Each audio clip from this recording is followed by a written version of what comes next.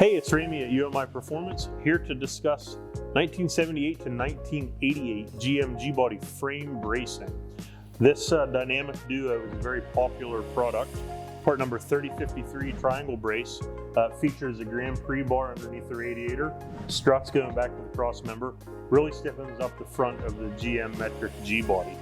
Out back we have the 3055 chassis brace.